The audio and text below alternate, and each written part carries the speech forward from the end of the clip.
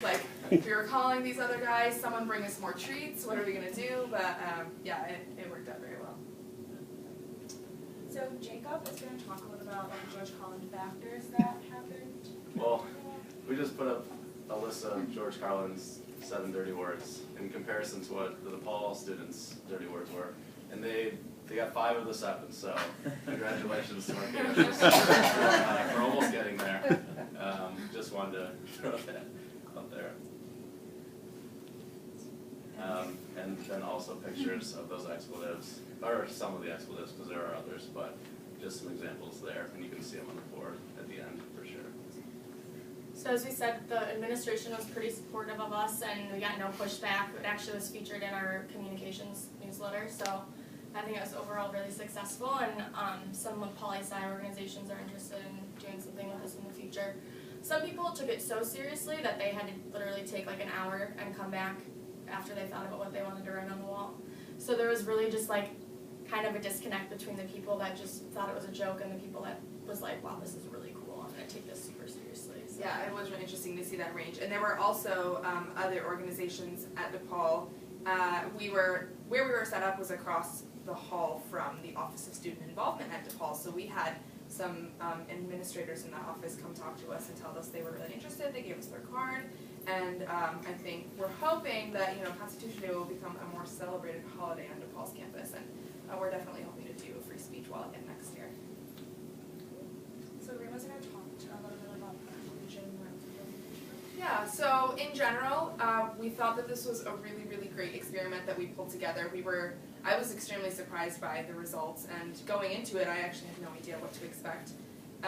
But some things that we noticed that we didn't originally take into consideration was the gap between students in Lincoln Park and the Loop, which we tried to thoroughly explain, because if you don't go to DePaul, it's a little odd to think of a university with split campuses and how completely different that is. And not only just the age demographics, with undergrads mostly in Lincoln Park, because Lincoln Park is where all of our dorms are, and in the Loop is where the graduate journalism program is, but also just considering the liberal arts college, the health and sciences college, the theater school, and the music schools in Lincoln Park, whereas the School of Communications, computing, digital, media, and business are all in the Loop. So that was something that we thought was really interesting, and I didn't realize there would be such a disconnect between those two campuses.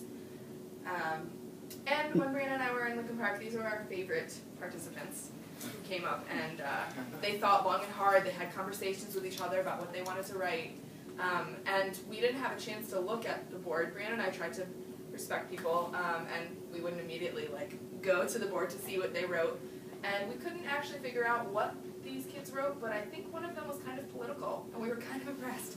The little boy wrote about soccer, and I think soccer rocks. I think the girl wrote something about Russia. We don't know, we're not sure. It's a mystery. Yeah, it was a little bit of a mystery.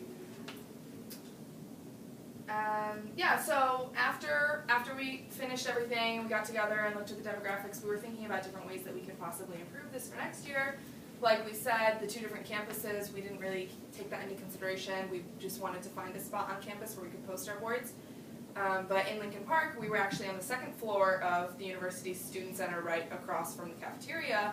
But like Brianna was saying, at DePaul, mostly only freshmen have meal plans, only students who are living in the dorms. So that really, really narrowed down the participants, because if you don't have a meal plan, you probably wouldn't even go up to the 2nd floor of the student center at DePaul. So for improvements for next year, we're thinking about getting a different location, maybe in an academic building versus the student center, which is just cafeteria and meeting areas versus actual classrooms. And in the Loop, we were posted on the journalism floor of the communications building, maybe moving toward the lobby where we would get more PR and advertising students, or any of the other majors within the communications building. And then, making sure that we have backup treats in case we run out.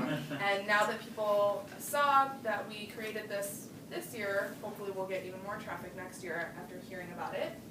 And we were kind of wondering while we were there, how aggressive should we be with students? Should we be standing around and handing people pens and write on our wall, or should we pull back and see, how willing are people to express their First Amendment rights? And so, we wanted to open up that conversation with all of you, see what you thought about our experiment, and if you had any ideas for ways that we can improve it, or just like, you know, if there we could open up a dialogue about what this kind of experiment says about free speech and ways to improve it on our campus or even on yours. So at this point, we were hoping to break into small groups for brainstorming